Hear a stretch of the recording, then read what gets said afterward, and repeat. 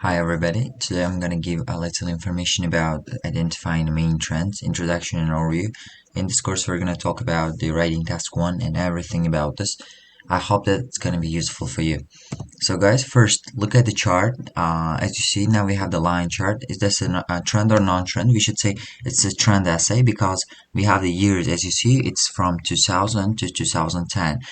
Look at the topic, everybody. First of all, the graph shows the data about the annual means yearly earnings of three bakeries in London 2000 and 2010.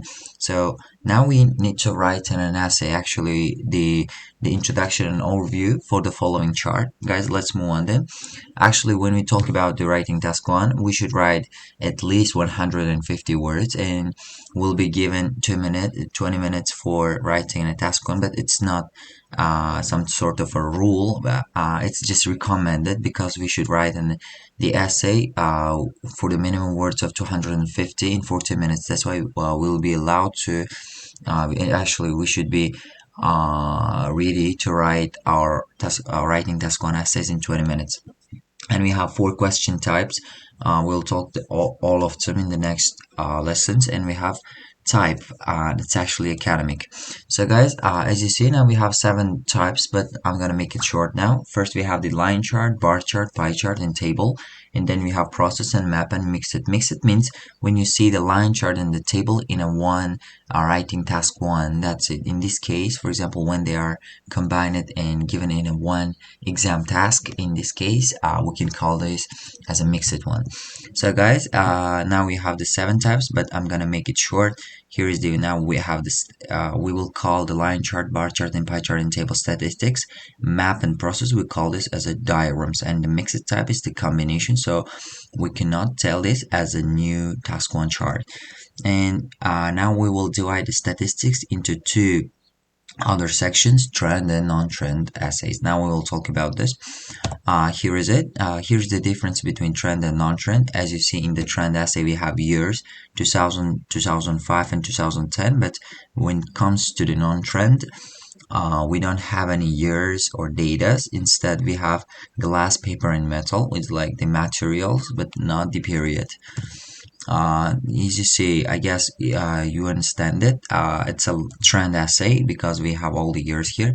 What about this one? It's also the trend because we have 1990 and 2000, which means we should call this as a trend essay. The next one, in here, instead of having the years, now we have the immigration and emigration, the names. That's why in this case we should call this as a non-trend because we don't have any years. The next one is going to be the trend essay because we have the years. What I want to show here is that 4 types of charts: line chart, bar chart, table, and pie chart, they are similar to each other because when you understand the difference between a trend and non-trend, you can learn 4 of them in a one time, and you can use the same vocabulary for all of them by learning just the difference between trend and non-trend. So this is going to be the non-trend because we have the gas, coal, wind, sun, and other. It's going to be non-trend. And we've reached to the table chart. In the table chart, as you see now, we have years 2000, 2010, and 2020. It's going to be trend. But when it comes to the country 1, the country 2, and the country 3, it's going to be the non-trend essay in here.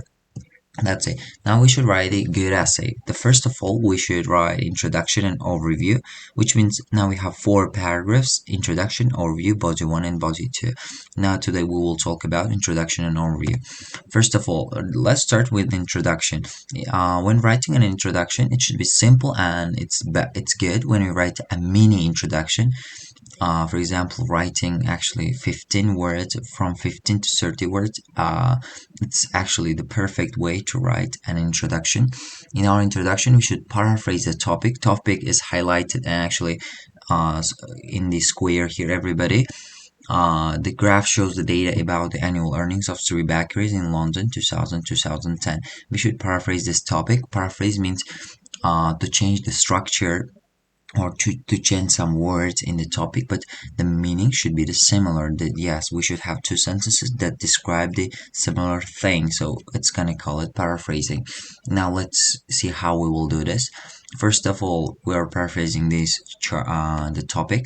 Here you see we can change these words. Instead of saying a graph, for example, we can say the line chart, the diagram, or the chart. Here are some alternatives. We have so many alternatives, but I'm just giving three of them for you in order to make this understandable. And instead of using shows, where we have now gives information, illustrates, demonstrates, depicts, enumerates. We have so many. But I believe that the A actually gives information is the simple, and I guess, in my opinion, is the best one here, because there's nothing wrong with giving an information, because in all charts we should give an information. For example, depict might not be suitable in all cases. That's why I recommend to use shows, illustrates, or gives information. So guys, when you are actually open the task one, imagine you are in the exam and you just opened your booklet. In this case, in order to tackle the pressure that you are feeling, guys, ask yourself three questions. It's going to be what, where, and when. For example, if your topic is this one, by reading, you should ask yourself the question, what? The graph shows the data about the annual earnings. So what? It's annual earnings, so it's money. Is this countable or uncountable? I guess everybody knows it. It is uncountable. Money, we will use how much, not how many, with the money. And ask yourself the next question, where in London, and when, 2000 and 2010. Why we need this? After asking the question what, we can understand so what they are talking about. So it's really important, because in many cases students make mistakes with this one. Instead of writing the number of, maybe they write the amount of, but the number will be used with countables, but while the amounts will be used with uncountable nouns. Here's the yearly income here, everybody. So it's about money, which means we should use the uncountable figures in all cases. So let's learn how to use it. When you are using, when you see that it's the countable, for example, the number of people, the table may give information about the number of people, or the sales of cars, or the visitors to Japan, to China, to Malaysia. You see, now we're talking about pupil, cars, and other stuff which are countable. In these cases, we're gonna paraphrase our the introduction by using two strategies. The first one was how many, then the second one will be with the number of. And when it's uncountable, for example, the sugar production, oil, and so many things like uncountables, for example the bread, maybe in these cases we're going to use two structures again. It's going to be how much and the amount of. That's it. Now you can see now we're trying to create a countable. For the countable one, now we are using the how many. Look at the topic first. Ask yourself three questions. The chart information about the visitors. What? Is this countable or uncountable? It's countable. Where? Australia. And when? 2000, 2008. Now we are paraphrasing it. The graph, instead of saying the chart, we are saying the graph gives data about, instead of saying the about visitors, look, you see guys, we are saying how many. Look, noun plus verb, noun plus verb. How many plus noun, how many plus noun. You see, how many people visited. Visited is the verb here. You just need to understand. We should use how many plus noun plus verb. How many people visited Australia over the 8-year period between 2000 and 2008. Now we can paraphrase using the structure, and instead of using how many, we can use the number of also. But here is a little change here. You see, the graph illustrates the data about the number of pupil. After using the number of, we are going to use noun, subject, and we should use relative clause. A relative clause, we have several relative clause: who, which, that, and where. We should use them by looking at the noun. For example, if it's the number of cars, in this case we can't use who, but instead we'll use the which. The pupil who visited.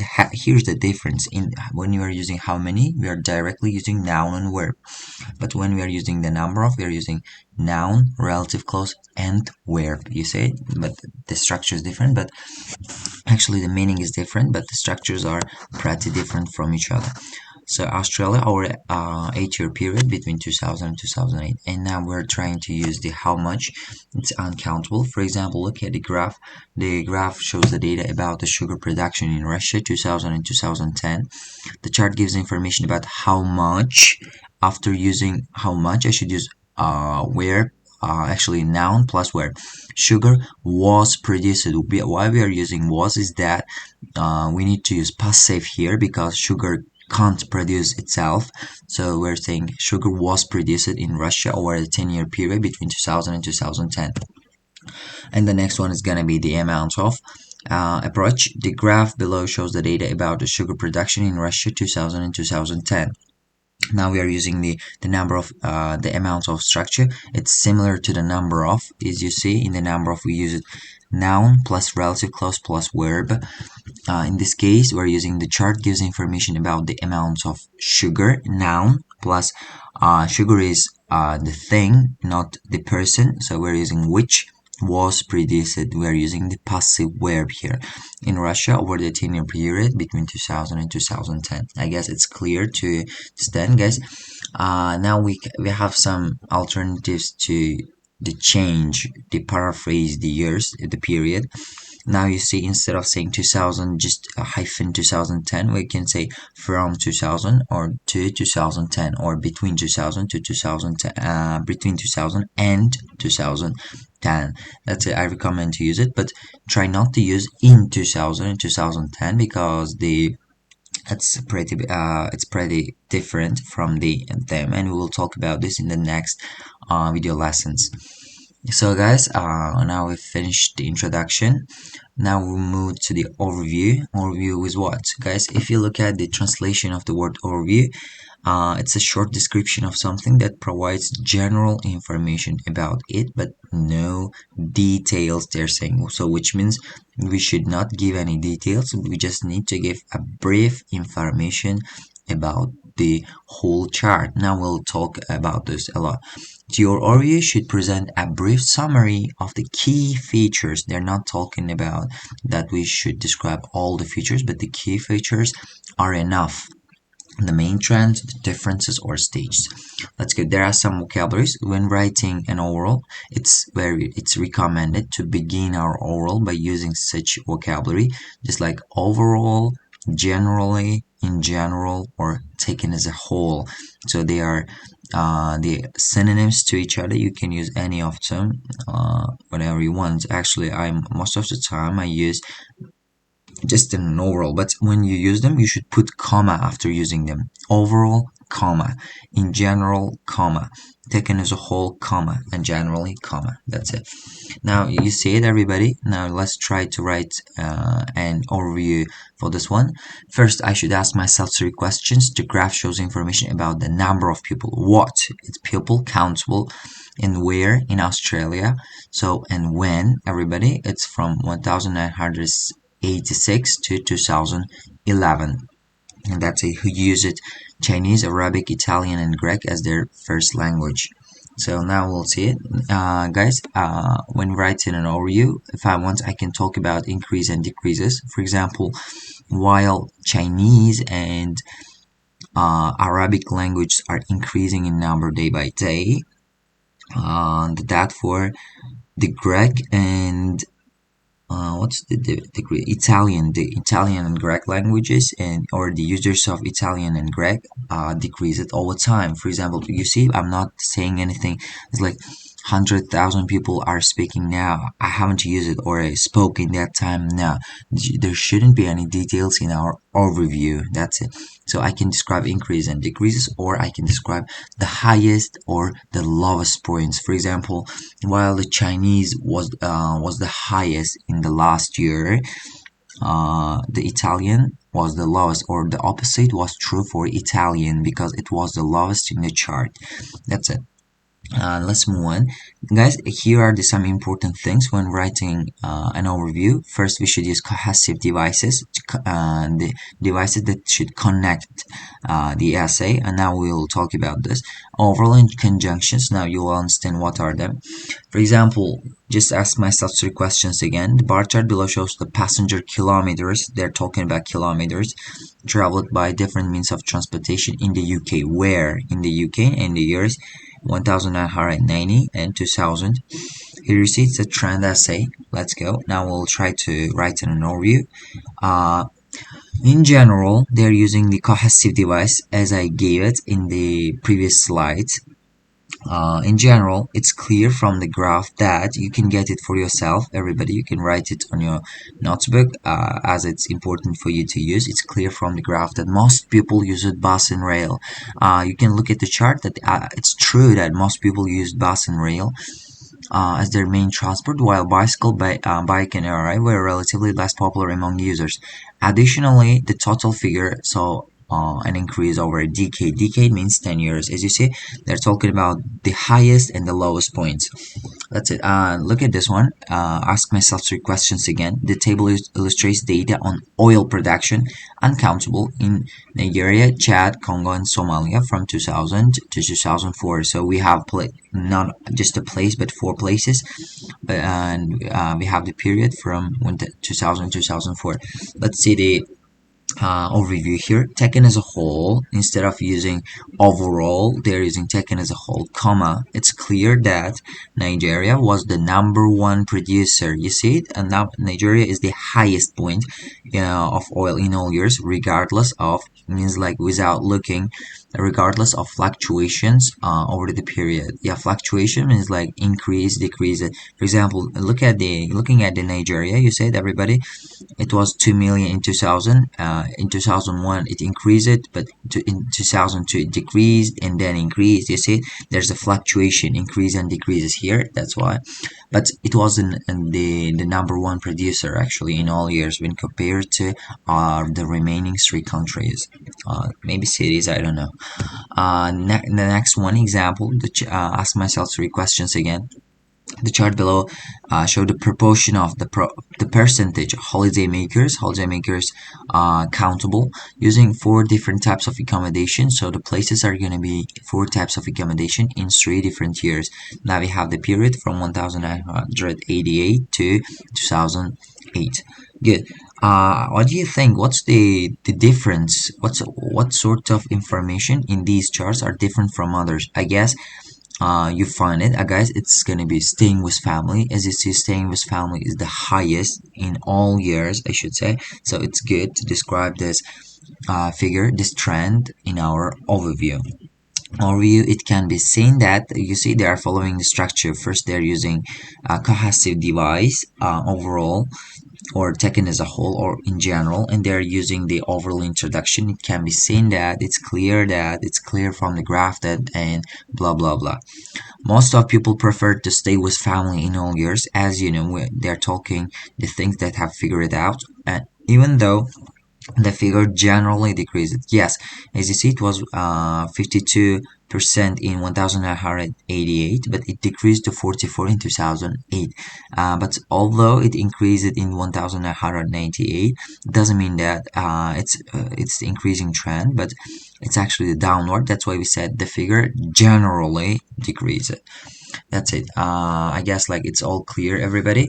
That's all we get from the course. Try to write an introduction for yourself, and if you want, you can send some your answers, actually your overview or your introductions to me. I can check it for you, everybody.